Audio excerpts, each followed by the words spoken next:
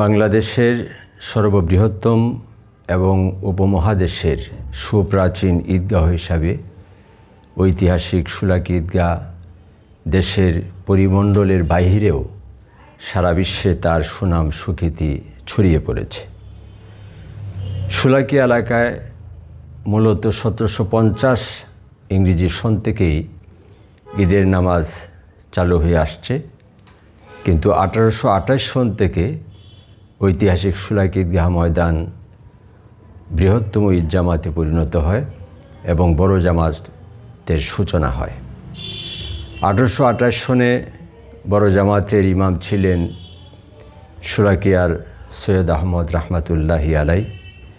তিনি এখান থেকে নামাজ আদায় করার পরেই ঈদুল ফিতরের নামাজ শেষে তিনি হজের উদ্দেশ্যে রওনা হয়েছিলেন এবং সেখানেই ওনার ওফাত হয়েছিল।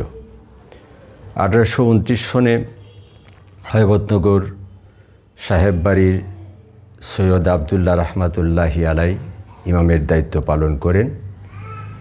এইভাবে দেশের বরেণ্য খ্যাতিমান উলামায়ে কেরাম, আইম্মায়ে কেরাম শোলাকিয়া ময়দানের ইমামের গুরুত্বপূর্ণ দায়িত্ব পালন করেছেন। স্বাধীনতার পর 1975 সন থেকে 2003 পর্যন্ত প্রায় 30 বছর একটানা ইমামের লিলি আল্ট্রাসফট সিরাম জেল, যা গভীর থেকে স্কিনে দেয় 3 গুণ সিরাম হাইড্রেশন। সিরাম জেল হাইড্রেশনে ব্রাইট থাকো সব সিজনে। দায়িত্ব পালন করেন আমার পিতা, হযরতনগর কামিল মাদ্রাসার প্রিন্সিপাল, উপমহাদেশের প্রখ্যাত শিক্ষাবিদ মুফতি আবুল খায়ের মোহাম্মদ নুরুল্লাহ রহমতুল্লাহি আলাই।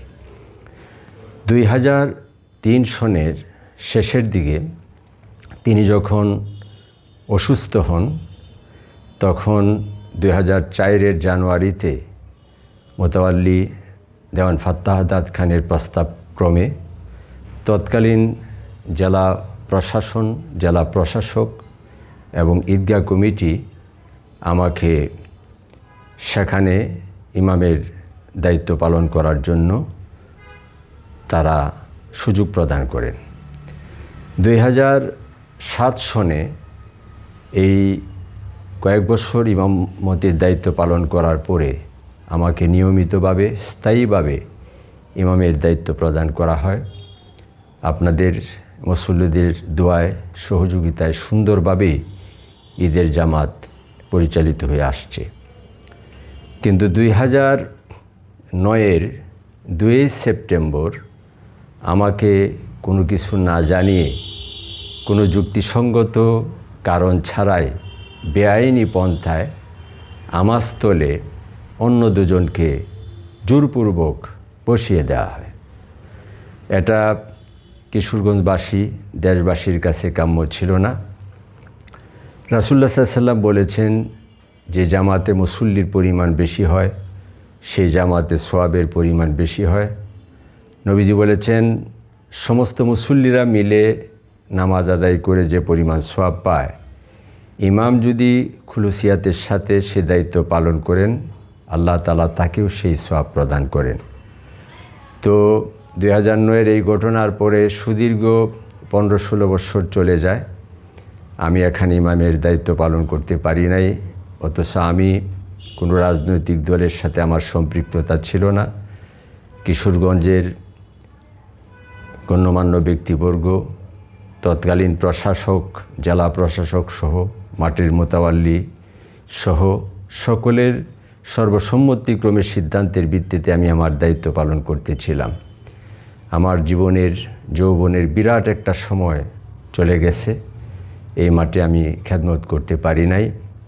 দেশের পরিবর্তিত পরিস্থিতির পরিপ্রেক্ষিতে 2025 সন থেকে আল্লাহ তাআলার অশেষ মেহেরবানিতে ঈদুল ফিতরের দায়িত্ব আমরা পালন করেছি। ঈদুল আজহা, আবার ঈদুল ফিতর 2026-এ আমাকে যারা ফিরিয়ে এনেছেন, একজন মজলুম আলেম হিসাবে, ইমাম হিসাবে সুযোগ প্রদান করেছেন, তো আমি তাদের সকলের প্রতি কৃতজ্ঞতা জানাই।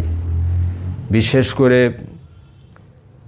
বর্তমান জেলা প্রশাসনে যারা রয়েছেন, মাটির মোতাওয়াল্লি সাহেব রয়েছেন এবং আইনজীবীরা রয়েছেন এবং আপনারা যারা সংবাদ প্রতিনিধি, আপনারাও এই শোলাকিয়ার ঐতিহ্য দেশবাসীর সামনে তুলে ধরেছেন।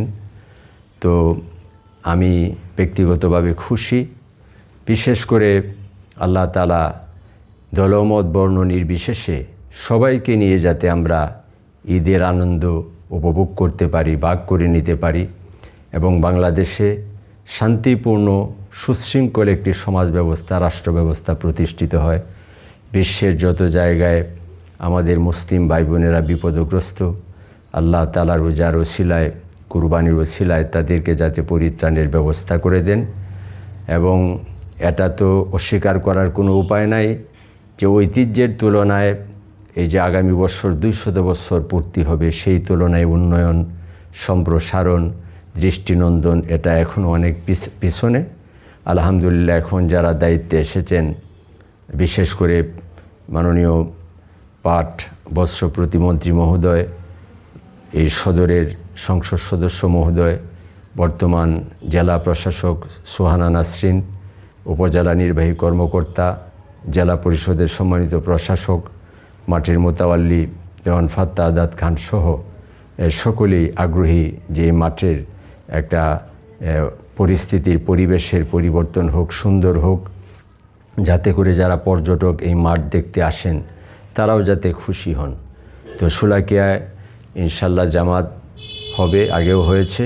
তো আমরা আপনাদের জন্য দোয়া করি, দেশবাসীর জন্য দোয়া করি, যারা মাঠে আসতে পারেন না, নারীর সমাজ, তাদের জন্য দোয়া করি। আল্লাহ তাআলা বাংলাদেশের মানুষের জন্য শান্তি এবং সুখের ব্যবস্থা করেন, আমাদের সকলের নেক মাকসুদগুলা পুরা করেন এবং যারা হজে চলে গেছেন তাদের সকলের জন্য যাতে হজ্জে মাবরুর নাসিব করেন। Lily ultra soft serum gel, যা গভীর থেকে স্কিনে দেয় 3 গুণ সিরাম হাইড্রেশন। সিরাম জেল হাইড্রেশনে ব্রাইট থাকো সব সিজনে।